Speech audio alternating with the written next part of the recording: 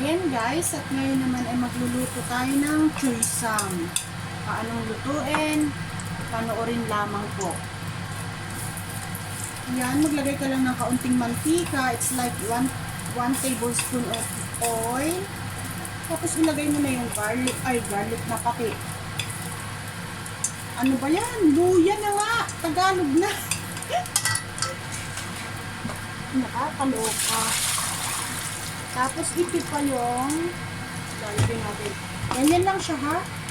Yung mga papunta dito sa Hong Kong, mas magaling na ano yan. Ganyan na siya. Bisaglak mo lang lahat yan dyan. Dun sa iyong ginisang luya. Tapos ayun na, ganyan na lang siya. At yan po ay simpleng luto.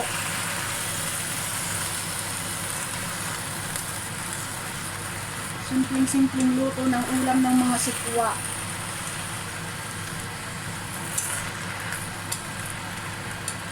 Kung kayo ay natatakot mag-apply to Hong Kong dahil hindi kayo marunong magluto, eto na ang sagot sa inyo.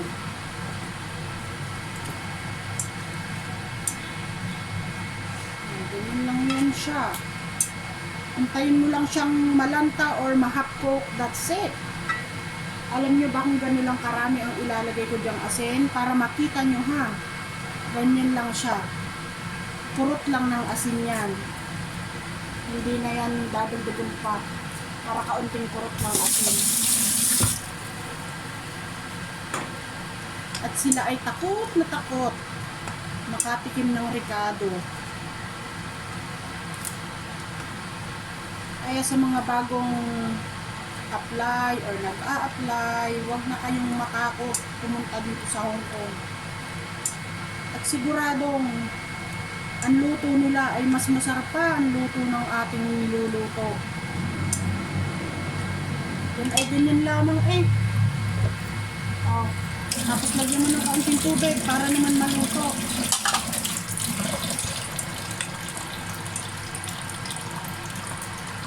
Yan nga, ay dahil ito'y tapos na, ay hihiramin natin ang takip. Nang ito'y nailagay dino.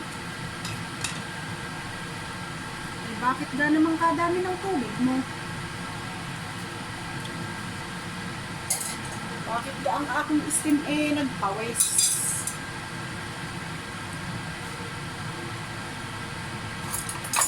Steam fish.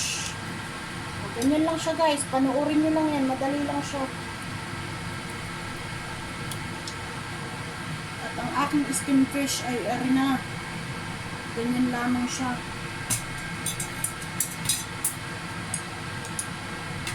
Pero ito ay lalagyan pa natin ng ginisang toyo at mantika. Papaliwanag ko sa inyo rin yan mamaya pagkatapos na rin. At nang hindi naman sabay-sabay. Abay ako'y nag-iisa eh.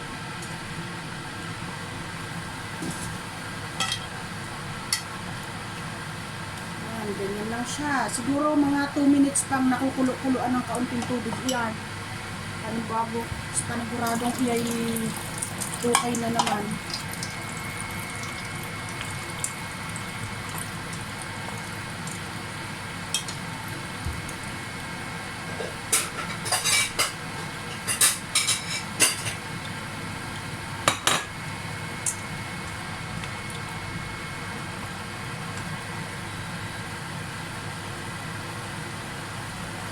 Siguro mga 2 to 3 minutes at yan ay paniguradong luto na. Ako'y hindi po nagkakat-kat ng video at baka sasabihin niyo yung aking dinadaya. Hindi po. At sa unang pagkakataon po ay ako'y talagang ang video ko'y dire-diretso. Alam niyo kung bakit ga? Ay ako'y hindi marunong mag-edit ng video eh. Pahirapan ko pag ang aking sarili, papatay buhayin ko pa iyan, magkakat-kat pa ako, ay pwede namang idiretso. Pasensya na lamang kayo sa ingay ng pan na ito. Ayan, akong pinatay na.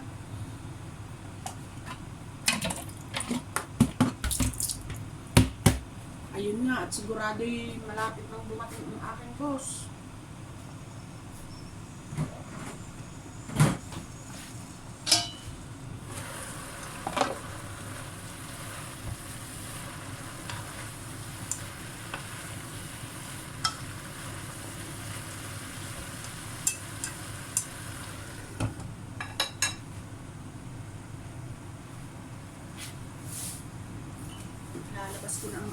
toyo para sa panglagay din eh.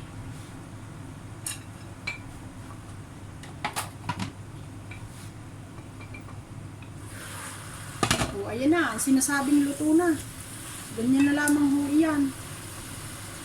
EIP din ng nguyain ng nguyain. Alam nyo ba, pag ginunguya nyo ito ay siya.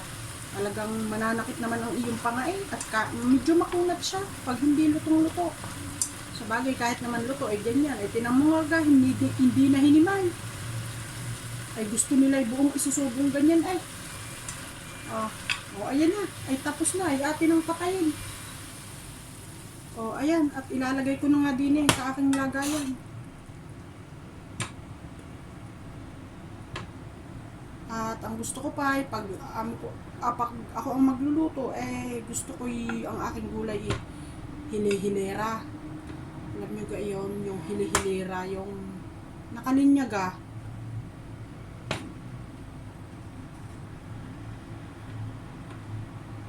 Ayan, ganyan ang gusto ko pag ako'y naghahang ng aking niluluto.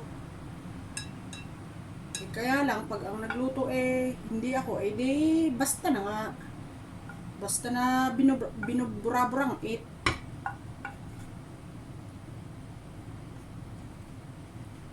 Ayan. Paniguradong ang galing Macau mauubos ang aking niluto. Hala, mga kababayan, kayo'y pumarini na sa Hong Kong. At talaga namang hindi kayo mamumroblema sa kanilang luto. Ayan.